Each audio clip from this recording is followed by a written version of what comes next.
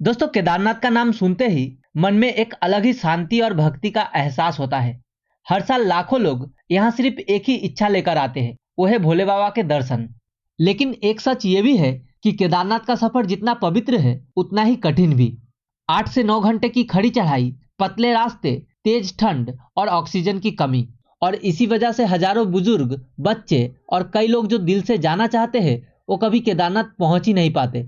और जो लोग जाते हैं उनमें से बहुत से लोग मजबूरी में घोड़े और खच्चर का सहारा लेते हैं। लेकिन दोस्तों, यहाँ एक कड़वा सच भी है जिसे हम अक्सर इग्नोर कर देते हैं।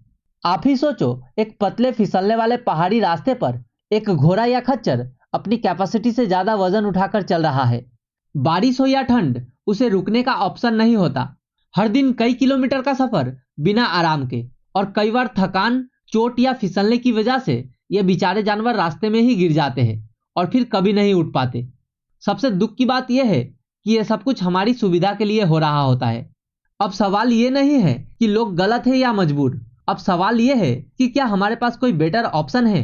क्योंकि अगर ऑप्शन मिले तो शायद कोई भी इंसान अपनी यात्रा किसी और की तकलीफ पर पूरी नहीं करना चाहेगा। यही वजह है कि आज कई लोग केदारनाथ जाने का सपना होते हुए भी उसे तोड़ देते हैं। लेकिन अब सब कुछ बदलने वाला है। दरअसल जो सफर अभी 8 से 9 घंटे में पूरा होता है, वही सफर सिर्फ 36 मिनट में पूरा हो जाएगा। ना कोई थकान, ना खतरा, और ना ही किसी जानवर पर निर्भर होना। अब आप अपने माता पिता, बच्चों और बुजुर्गों के साथ बिल्कुल आराम से केदारनाथ धाम तक पहुंच पाओगे। क्योंकि बहुत ही जल्द केदारनाथ में बनने जा रहा है इंडिया का सबसे एम्बिशियस और शायद दुनिया का सबसे लंबा रोपवे प्रोजेक्ट में से एक। लेकिन सबसे बड़ा सवाल यह है कि ये रोपवे प्रोजेक्ट आखिर शुरू कब होगा और कब तक आम लोग इस पर सफर कर पाएंगे। और क्या ये प्रोजेक्ट सच में केदारनाथ यात्रा को पूरी तरह बदल देगा, या फिर ये भी सिर्फ एक अनाउंसमेंट बनकर रह जाएगा। आज के इस वीडियो में हम जानेंगे केदारनाथ रोपवे प्रोजेक्ट की हर छोटी बड़ी डिटेल्स, टाइमलाइन, कॉस्ट, रूट और ग्राउंड रियलिटी। तो वीडियो को एंड तक जरूर देखिए। दोस्तों, अगर हम केदारनाथ यात्रा की बात करें तो सबसे पहला सवाल ये आता है कि आखिर वहां तक पहुंचते कैसे हैं। फिलहाल ग्राउंड रियलिटी ये है कि ज्यादातर यात्री हरिद्वार या ऋषिकेश तक ट्रेन या रोड से पहुंचते हैं। उसके बाद यात्रा का असली चैलेंज शुरू होता है। दोस्तों, ऋषिकेश से गौरीकुंड तक का सफर लगभग 210 किलोमीटर के आसपास का है, जो पूरा का पूरा पहाड़ी सड़कों से होता है। यह सफर 8 से 10 घंटे या कभी कभी उससे भी ज्यादा ले लेता है, क्योंकि ये रास्ते पतले हैं, लैंडस्लाइड का रिस्क रहता है और मानसून या पीक सीजन में ट्रैफिक जाम एक कॉमन प्रॉब्लम है। उसके बाद गौरीकुंड पहुंचने के बाद केदारनाथ तक का 16 से 18 किलोमीटर का ट्रैक शुरू हो जाता है। ये वही पॉइंट है जहां से यात्रा सबसे ज्यादा चैलेंजिंग हो जाती है। अब सवाल यह है कि क्या आने वाले समय में भी यात्रा इसी तरह रहेगी? तो जवाब है नहीं। दरअसल उत्तराखंड में अब एक बड़ा ट्रांसफॉर्मेशन चल रहा है, जिसे हम चारधाम कनेक्टिविटी रेवोल्यूशन कह सकते हैं। और इसी ट्रांसफॉर्मेशन का सबसे इंपॉर्टेंट हिस्सा है रेलवे कनेक्टिविटी का एक्सपेंशन। दोस्तों, चारधाम रेलवे प्रोजेक्ट के थ्रू सरकार का प्लान है कि ऋषिकेश से आगे डायरेक्टली पहाड़ी इलाकों तक रेलवे लाइन डेवलप किया जाए। इसी प्रोजेक्ट के अंदर ऋषिकेश से कर्णप्रयाग तक लगभग 125 किलोमीटर लंबी रेलवे लाइन बन रही है, जिसमें कई टनल्स और ब्रिजेस शामिल हैं, ताकि डिफिकल्ट टेरेन को सेफली क्रॉस किया जा सके।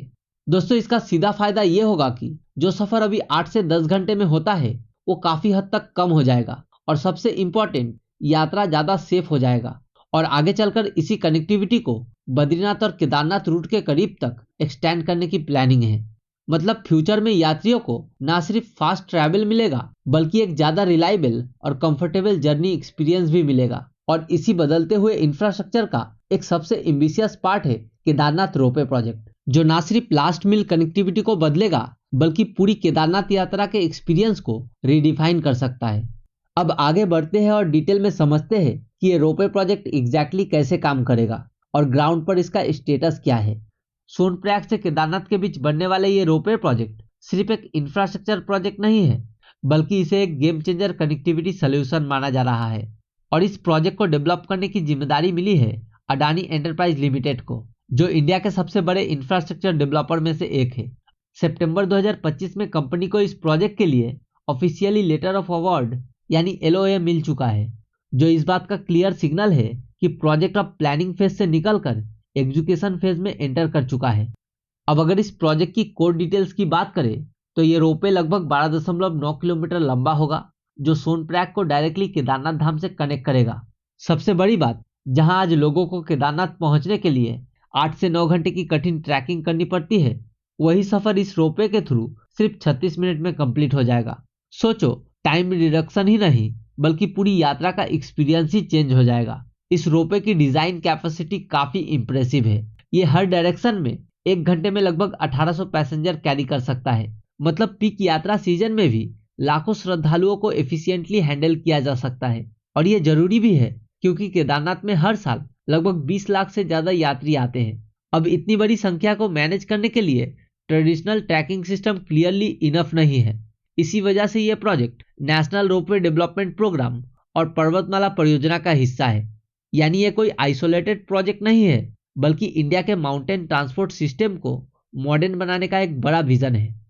दोस्तों, इस प्रोजेक्ट को पीपीपी मोड यानी पब्लिक प्राइवेट पार्टनरशिप मॉडल पर डेवलप किया जा रहा है, जहां गवर्नमेंट और प्राइवेट कंपनी मिलकर काम करती है। यहां पर national highway logistic management limited यानी NHLML और अडानी एंटरप्राइज मिलकर इस प्रोजेक्ट को एग्जीक्यूट कर रहा है। अगर इन्वेस्टमेंट की बात करें तो इस प्रोजेक्ट पर लगभग 4081 करोड़ खर्च किया जाएगा। वहीं टाइमलाइन की बात करें तो इस प्रोजेक्ट को पूरी तरह से बनने में लगभग 6 साल का समय लगने वाला है। उसके बाद अडानी एंटरप्राइज इस रोपवे को लगभग 29 साल तक ऑपरेट करेगी। लेकिन दोस्तों, ये प्रोजेक्ट सिर्फ ट्रैवल टाइम को कम करने के लिए नहीं है। दरअसल इसके पीछे एक बड़ा पर्पस है, वो है सेफ्टी, एक्सेसिबिलिटी और सस्टेनेबिलिटी। जहां एक तरफ लोगों को रिस्की ट्रैकिंग और ट्रैफिक से रिलीफ मिलेगा, वहीं दूसरी तरफ घोड़े और खच्चर पर डिपेंडेंसी काफी हद तक कम हो जाएगी। और सबसे इंपॉर्टेंट, यह प्रोजेक्ट उत्तराखंड के लोकल इकोनॉमी को भी बूस्ट करेगा। नए जॉब्स क्रिएट होंगे, टूरिज्म बढ़ेगा और इंफ्रास्ट्रक्चर डेवलपमेंट एक्सेलरेट होगा। अडानी ग्रुप के चेयरमैन गौतम अडानी के वर्ड्स में, यह प्रोजेक्ट सिर्फ इंजीनियरिंग नहीं बल्कि भक्ति और मॉडर्न इंफ्रास्ट्रक्चर के बीच में एक ब्रिज है। लेकिन अब सबसे इंपॉर्टेंट बात यह है, अगर प्रोजेक्ट अनाउंस हो चुका है और लेटर ऑफ अवार्ड मिल चुका है तो ग्राउंड पर एक्चुअल कंस्ट्रक्शन कब स्टार्ट होगा और क्या यह प्रोजेक्ट अपनी 6 साल की टाइमलाइन के अंदर कंप्लीट हो पाएगा? चलिए अब इसी को डिटेल में समझते हैं। दोस्तों, इस प्रोजेक्ट का सच्चाई थोड़ा अलग है। दरअसल अभी तक जो लेटेस्ट वेरीफाइड इंफॉर्मेशन सामने आई है उसके अकॉर्डिंग प्रोजेक्ट अभी इनिशियल एग्जीक्यूशन फेज में है। यानी प्लानिंग, डिटेल सर्वे, रूट फाइनलाइजेशन, इन्वायरमेंटल क्लियरेंस और टेक्निकल डिजाइन जैसे काम चल रहे हैं। सिंपल शब्दों में समझे तो अभी ग्राउंड वर्क चल रहा है, ना कि फुल स्केल कंस्ट्रक्शन। और ये डिले नहीं है बल्कि हिमालयन प्रोजेक्ट्स में ये एक नॉर्मल प्रोसेस है, क्योंकि यहाँ सिर्फ रोड या बिल्डिंग नहीं बन रही बल्कि दुनिया के सबसे कठिन पहाड़ों में से एक पर रोपवे सिस्टम डेवलप किया जा रहा है। इसी वजह से एक्सपर्ट पहले soil testing, landslide risk analysis और वेदर इम्पैक्ट स्टडी करते हैं ताकि फ्यूचर में कोई सेफ्टी इशू ना आए। अब टाइमलाइन की बात करें तो प्रोजेक्ट कंप्लीट होने में अभी 6 साल लगेंगे। मतलब अगर आने वाले 1 से 2 साल में एक्चुअल कंस्ट्रक्शन फुल स्पीड में स्टार्ट होता है तो रियलिस्टिकली ये रोपवे 2030 के आसपास ऑपरेशनल हो सकता है। लेकिन यहाँ एक इंपॉर्टेंट चीज समझना जरूरी है। दरअसल इंडिया में कई बड़े इंफ्रास्ट्रक्चर प्रोजेक्ट्स अनाउंसमेंट के बाद डिले भी होते हैं। इसीलिए प्रोजेक्ट पूरा होने की सही टाइमलाइन ग्राउंड प्रोग्रेस पर डिपेंड करेगी। यानी अभी के लिए ये प्रोजेक्ट कंफर्म्ड है, अप्रूव्ड है और फंडेड है, लेकिन अभी अंडर कंस्ट्रक्शन ऑफिशियली स्टार्ट नहीं हुआ है। और यही है इस प्रोजेक्ट की असली रियलिटी। तो दोस्तों, केदारनाथ रोपवे प्रोजेक्ट सिर्फ एक ट्रैवल प्रोजेक्ट नहीं है, ये एक ऐसा स्टेप है जो आने वाले समय में पूरी केदारनाथ यात्रा को रीडिफाइन कर सकता है। जहां आज लोगों को रिस्क, थकान और अनसर्टेनिटी के साथ सफर करना पड़ता है, वहीं कल ये यात्रा फास्ट, सेफ और एक्सेसिबल हो सकती है हर एज ग्रुप के लिए। लेकिन साथ ही ये भी याद रखना जरूरी है कि ग्राउंड रियलिटी और अनाउंसमेंट में फर्क होता है, और इस वीडियो का पर्पस भी वही था, आप तक सच पहुंचाना। दोस्तों, क्या आप केदारनाथ रोपवे का इंतजार कर रहे हो? अपनी राय कमेंट में जरूर लिखिए।